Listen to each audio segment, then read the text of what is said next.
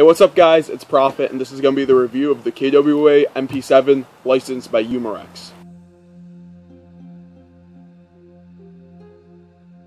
Now let's start off with the exteriors of the gun, which are very immaculate. Now, the body is made out of a polymer, very, very high quality polymer. There is no metal on the actual body except for the rails, which there's a top rail so you can attach an optic like I have right here. There are rails right on the side so you can attach, laser, flashlights, PEC box, whatever your heart desires. There's no underslung rail, there's just this, the integrated foregrip, but I think there might be modifications that you can actually put on a rail. The flash hider is also metal, the mags are also metal, obviously, the fire selector is metal, bolt release, trigger, bolt actually, stock is also metal, and that really is all for the metal parts. I mean, obviously all the internals are metal too, and except for the nozzle, of course. Now we're going to move on to the features of this gun, which there are a few, because Heckler & Koch really, when they're going with their guns, they make everything ambidextrous, so any soldier could use it or whatever, and KWA did a great job of representing that into the airsoft gun. Now everything is ambidextrous on this, from the fire selector like I was seeing before. I'm switching it on this side.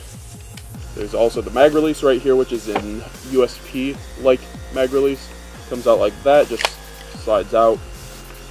Very, very convenient. Then there's the trigger, which there's a dual stage trigger. This means that you cannot pull it back without having your finger on all three of the triggers. Then there's the bolt release right here, which when you pull it back, lock it, and then you can release it. Now there is, like I was talking before, there is the foregrip right here, which is very cool, very nice. There's a little bit of wobble to it, but that's to come with anything. Very nice though, very comfortable. Then there is the pistol grip right here. It's texturized from right here and also has a USP-like texturization right there. Then there's the butt pad right here with the adjustable stock. The butt pad is rubberized. Now along with that, there's the stock, which just goes in from here, which is not fully extended to fully extended. You can make a home modification where you can put notches in here, so it could be like the Wii or the Marui version, which have different notches in there, so you can adjust it to your preference. Though fully extended, it's very nice. I mean, anyone can do it, even if they have short arms. I have long arms. It's a tad short, but it still works. Now, since it is Umarex licensed, that means there are trademarks up the wazoo on this gun from Heckler & Koch. There are trademarks right here. It says Heckler & Koch.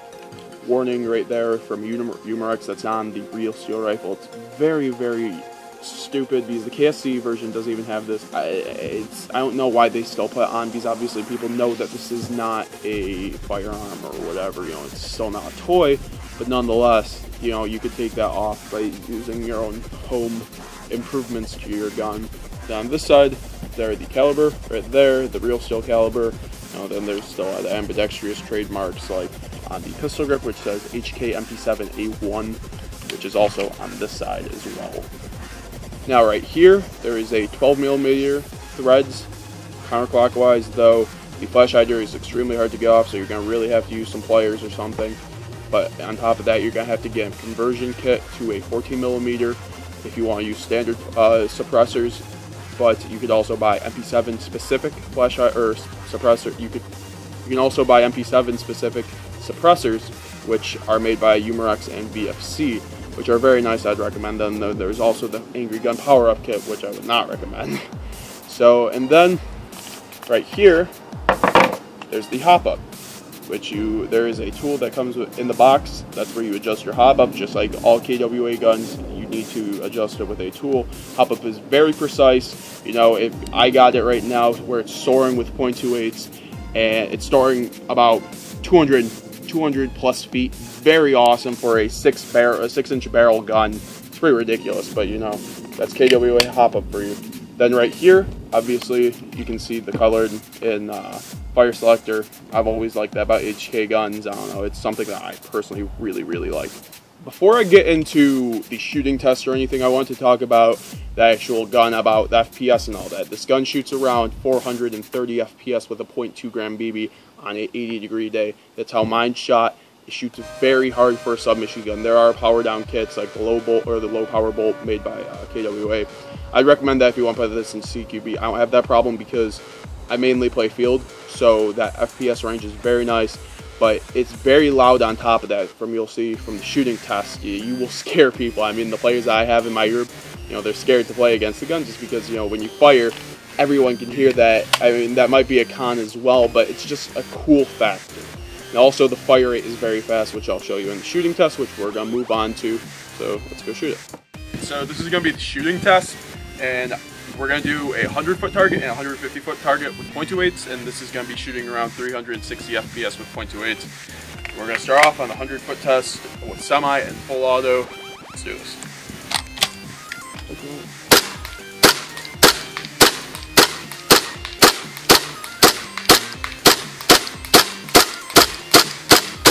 Full auto. 150-foot test, we're going to be shooting at the birdhouse. Semi-auto.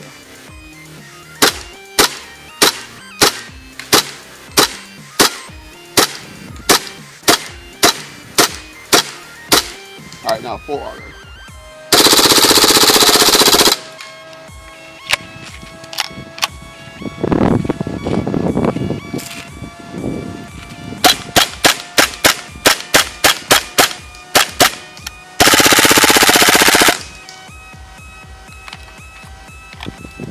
Alright, so as you saw from the 100-foot target on semi and full auto, all the targets hit. You're not going to be missing anything from that range at all. So, blast them up or maybe semi-auto it. Now, 150 feet, same results. You're going to be hitting everything. There's one or two flyers on semi and full auto, but that doesn't really matter because most of the time you are going to be hitting your target, which is what you want out of this gun. Now, I was using .28s with the hop-up extremely adjusted. That's why I would recommend for this gun. .28s, it's going to fly 250 feet easy. It's going to be very nice. Maybe even put a Type bore in here. Be even nice. This is going to be the final review of the MP7 licensed by Umarex. Now, the pros on this gun is that it has an S2 system, which means that you're going to get a lot of gas efficiency. 2 mags per gas fill, very high fire rate, maybe even loud gun. Very nice. Best gas blowbacks on the market. Now, also, along with that, everything is ambidextrous, so if you're a left-handed shooter, it's going to really work out, and you aren't going to have to, struggle a little bit. And also, if you're a right-handed shooter, you might want to switch around, if you're shooting around cover or something. It's just a nice feature that not a lot of guns have. Now, also, this gun is ridiculously accurate.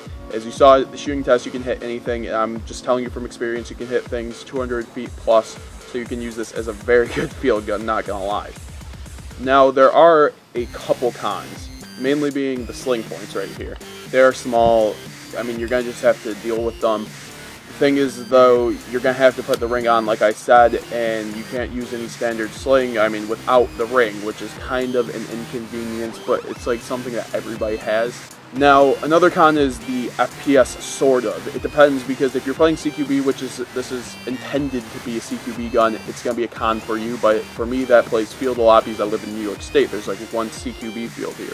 It's fine for me, so that's not really a con for me. Now, the last con is going to be something that's another inconvenience. It's essentially where the hop-up is, right here, because all KWA guns have to be adjusted with a hop-up tool, which is stupid. Because if you lose the tool, then you're not going to be able to adjust your hop-up. Maybe your hop-up is a little bit loose, it's going to adjust itself. It's not going to be very good. I just wish they could do a standard hop-up in the chamber, which this is a con on all KWA guns, in my opinion. But anyway, I'm going to give this gun a 4.5 out of 5. It's almost a perfect gun, except for those few little inconveniences. I would definitely recommend this gun to anybody for CQB or field. Perfect gun. It shoots better than any of my AEGs, to be honest. It's a very fun gun to shoot. Yeah, the kick is kind of lower, but the fire rate and just the practicality of it is up there with any high-end AEG or even gas blowback. So thank you for watching my review. See you guys later.